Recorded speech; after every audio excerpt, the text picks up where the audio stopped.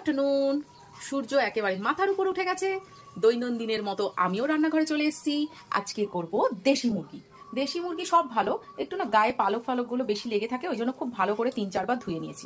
দেখো ঠ্যাংগুলো কেমন সরু সরু, রোগা ছিল মুরগিটা। এই পাশে আমি কড়া বসিয়ে দিয়েছি।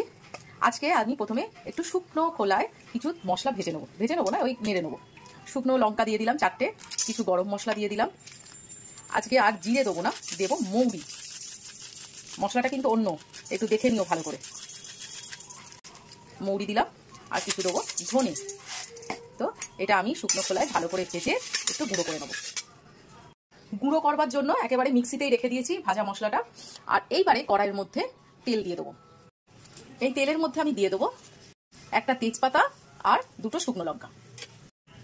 এইবারে আমি দিয়ে দেবো 4টে মাঝারি সাইজের পেঁয়াজ কুচিয়ে রেখে দিয়েছিলাম, সেটা একদম হাই ফ্লেমে ভাজবো।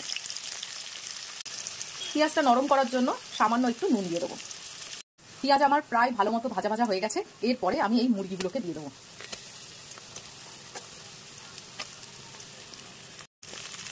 এর মধ্যে আমি দিয়ে দেবো সামান্য একটু হলুদ আর সামান্য একটু নুন। এটাও পেঁয়াজের সঙ্গে ভাজবো।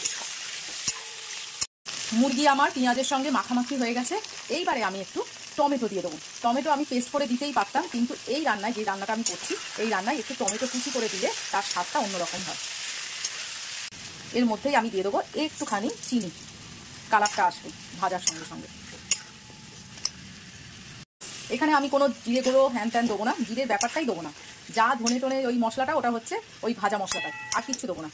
এখানে এবারে দিয়ে দেবো একটা পেস্ট, আদা রসুন আর শুকনো লঙ্কা। এটা না একটু ঝাল ঝাল হবে রেসিপিটা। দেশি মুরগি একটু ঝাল ঝাল খেতেই আমাদের ভালো লাগে। এবার অনেকেই ঝোল ফোল খায়, কিন্তু আমাদের আবার এইরকম খেতে ভালো লাগে। এইবারে দিয়ে দেবো একটু কাশ্মীরি লঙ্কার গুঁড়ো কালারের জন্য। এইবারে একটু ফ্লেমটাকে লো করে আমি এই চিকেনটাকে ঢাকা দিয়ে দেবো। এখনো পর্যন্ত কিন্তু আমি জল দিইনি। এই মুরগি থেকেই আগে জল বার হবে, সেটাকে কষবো, তারপরে জল দেবো।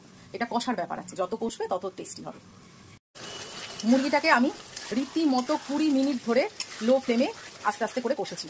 এইবারে আমি দিয়ে দেবো ওই ভাজা মশলাটা, যেটা আমি প্রথমেই ভেজেছিলাম।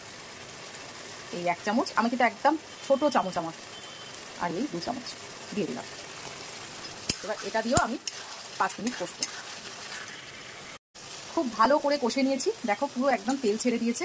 একটু দেশি মুরগি টুরগিগুলো না, এমনি মুরগি বলো, পোলট্রি মুরগি, দেশি মুরগি, এগুলো একটু না কষলে না ভালো লাগে না। এবার গরম জল দিয়ে দেবো, বেশি নয় অল্প। এতে কিন্তু আমি কোনো আলু দিইনি, আলু দিলেই কিন্তু স্বাদ নষ্ট হয়ে যাবে। যারা আলু খেতে ভালোবাসো তারা ঝোল খেও। দেশি মুরগি আমার কমপ্লিট। এর মেন ইনগ্রিডিয়েন্টস কি জানো? ওই যে ভাজা মশলাটা, ওটা দেওয়ার পরেই না একটা আলাদা স্বাদ, আলাদা গন্ধ চলে আসে। এর মধ্যে আমি এবার দিয়ে দেবো কাসুরি মেথি, ধনে পাতা আর সামান্য একটু ঘি।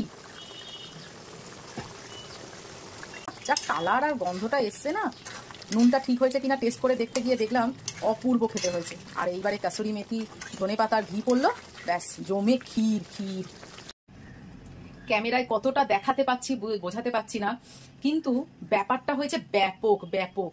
আমি বলে দিচ্ছি, এই ডিশটা যে খাবে সে 4টে আঙুল কেন 5টা 6টা যদি হতো কারোর, সেই আঙুলগুলো চাটতে ভুল করতো না। তো আমার মতো এইভাবে বানাও আর করে খেও, দেখো কেমন লাগে।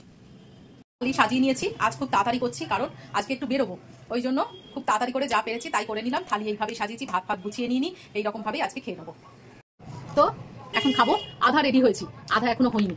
তো খেয়ে নিই আগে, তারপরে পুরো রেডি হয়ে নেবো। আজ একটু বেরোবো শপিং করতে।